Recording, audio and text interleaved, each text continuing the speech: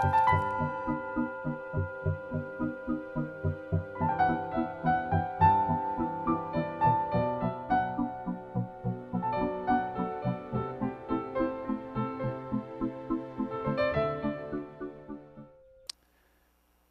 is an introduction to a short series of articles called what I call the intangibles. Meditation training is still quite new in this country. We're kind of just getting the word out after going on 100 years or something like that. So most of the emphasis is on the actual physical meditation technique itself. Just the bare bones, we could say, but there's a lot more to it. Aside from the basic physical technique, how to do it, there are what I sometimes call the intangibles, which is just everything else that you need to know. There's so much emphasis on learning, as I mentioned, the basic techniques of meditation, that these so-called intangibles are usually ignored until later on down the line after you get going. The problem with this is that these so-called intangibles are not just supplementary add-ons, afterthoughts. It's quite the contrary. Many of them are crucial to the success of actually learning to meditate properly. And so that's the rub. We can chalk this up, as mentioned, to the newness of it all, the newness of meditation in the West. But that doesn't really change the facts. The actual physical meditation technique is clearly very tangible. It's cut and dried. There's a correct way to do it. There's a method.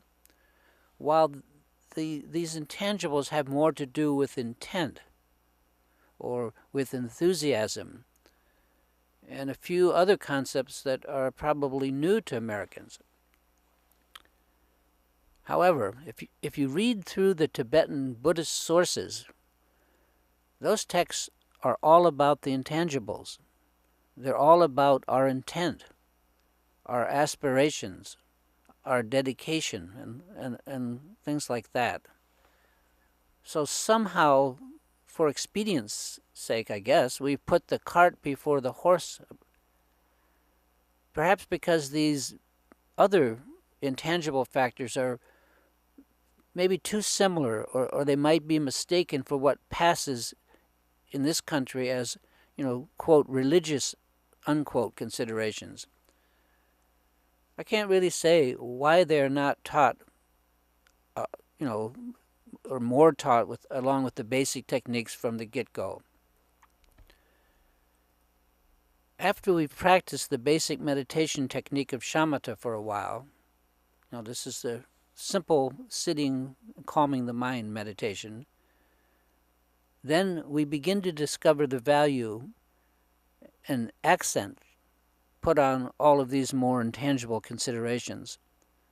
So what follows are a series of short articles on some of the intangibles, just so that you have them on record. One of the intangible concepts that we need to grasp is that of attachment, what we might call clinging. And we need to understand in the beginning here what reactions are. Touching my hand to a hot stove gets a reaction out of me for sure every time. But that's not the kind of reaction that I'm looking at here. Instead, it's our instantaneous mental reactions to things, to different people, and to the events that happen to us that I'd like to discuss. And the fact that we form attachments, make judgments, positive, negative, neutral, to the many objects that we perceive as outside ourselves.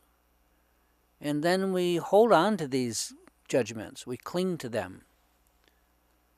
I mean, we all know this. We instinctively want to pull those things that we like closer to us. And we want to push those things we don't like away from us. And the rest of the stuff we ignore. That's what I mean here by attachment or clinging. When we like or dislike something,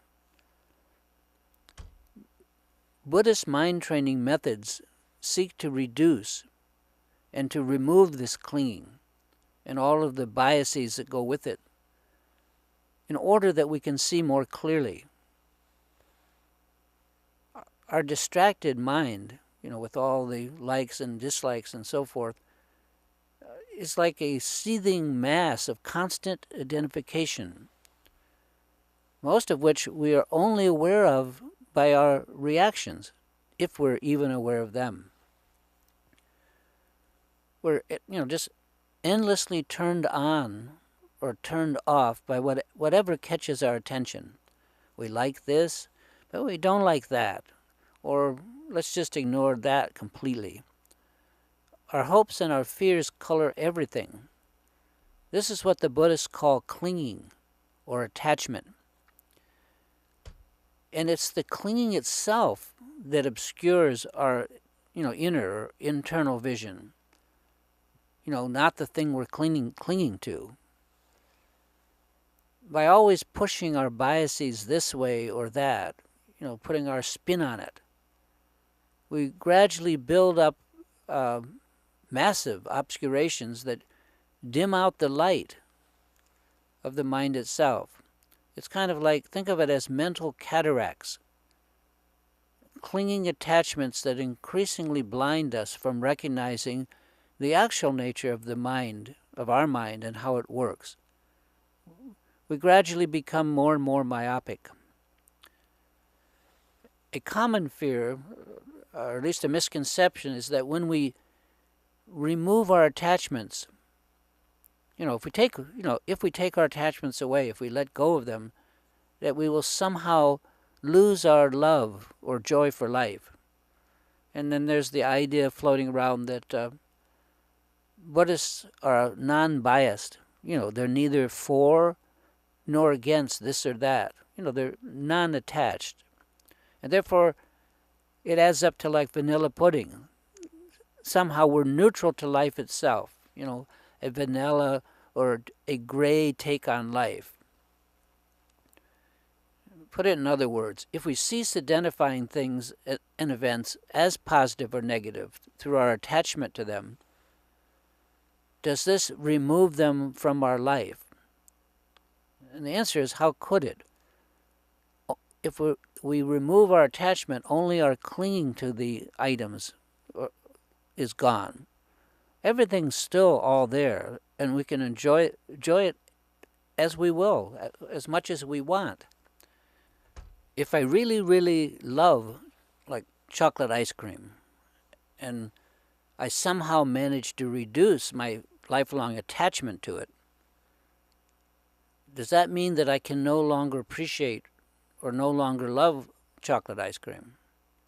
In other words, by gradually removing my attachments, my clinging, does that take all the fun out of life? Well, the short answer is no. I still love chocolate ice cream, but certainly my attachment or clinging to it has been reduced. I don't have to have it. If it's there, I can enjoy it. I can love it. But if it's not available, I'm okay with that too. Perhaps I'll have some vanilla ice cream. By weakening our attachments, by thinning them out, we learn to enjoy what is rather than what we think should or could be. In fact, we can enjoy both pleasant and unpleasant experiences without clinging to them, without trying to pull them to us if they're pleasant or get away from them if they're not pleasant, without attachment. Attachment simply refers to the energy and focus spent clinging to what we like and then trying to shun what we don't like. An attachment differs from simple awareness of how things are by our attempting to put a spin or a bias on it. Our attachment, our clinging, it has nothing to do with the objects themselves, that what we're attached to, what we cling to, either positively or negatively. If we remove or somehow lessen our attachment, the objects of that attachment still remain right there for us to enjoy or experience, but without the clinging. In other words, we can enjoy what life brings us at the good times, but not suffer by clinging to these things when they're not present. We can like bask in and enjoy the warmth of a sunny day, but also accept a gray or even a rainy day now and again without wincing. Things are just what they are. We don't have to embroider or embellish them with our biases. My first Dharma teacher would often say, quote, "My God is no beggar. He does not need me to make the ends meet. The ends already meet." End quote. In other words, our clinging or attachment is a huge energy suck, not to mention that it manages to obscure our vision of the way things actually and naturally are. If you want to see clinging at work, just watch any of the talking heads on TV that represent various factions, totally busy putting spin or attachment on things. That's how attachments work. And the same holds true for ourself. The sum total of our attachments, for and against, all of ours, is what's called clinging to the self. And our clinging attachment, all of these different attachments represent that's the glue that holds our personal self together. Our self is nothing more than our personal collection of attachments and detachments, things we don't like. We cling to that, our own self-image, as if it were real, even though if we pick it apart, we can see that we made it up ourselves. We like that color. We like that bicycle. We like that car. It's all something that we've concocted. Gradually remove that attachment, and the self becomes increasingly transparent and begins to be seen as the simple tool that it is, kind of a personal assistant. It's no longer an obscuration because we can see through it. We can see beyond it. We can see how to use it. When we start to detach and to not cling to our previous attachments, we give up our attachment to the object. And as I mentioned before, we don't give up the object itself. We can enjoy what life offers, but we don't have to cling to it. And we can experience difficult or even unpleasant situations without denying them existence, because, the fact is they're there. The removal of clinging, results in a greater sense of vividly seeing everything. Clinging is a lot like sticking our heads in the sand, like the ostrich. Just wishful thinking. It's just another way of ignoring reality. As we gradually detach ourselves from our clinging through various mind practices like the Tibetan practice called Tonglen, what we now call ourself, as I mentioned earlier, becomes increasingly transparent, and it's no longer any real obstacle to our seeing clearly. We begin to see through the self, and this happens as we gradually drop our attachments one by one. The self is no longer a big problem. It's manageable. Sure, it can be tricky. For example, giving up my attachment to overeating results in my eating less. So yes, I cease to overeat. And in that sense, something does change. Something is lost, but it was nothing that was essential to my well-being. I'm better off for it, and I chose it. The Tibetans love to say that the Dharma removes what must be removed, and it adds what must be added. So it's kind of self-pruning. Now, that's fairly wonderful from my point of view. As we begin to be more aware and to identify our reactions, our biases, our likes and dislikes, we see them as we're doing them. We gradually shave off the excess, attachment, and leaving the objects just as they naturally are, but without our clinging to them. And to repeat, there they are. They're still there for us to enjoy. So the question, does our self disappear if we remove all our attachments to it? The answer is no. The self, or some semblance of it, it's a necessary part of functioning as a person. It's the attachment, the clinging to the self, that is removed.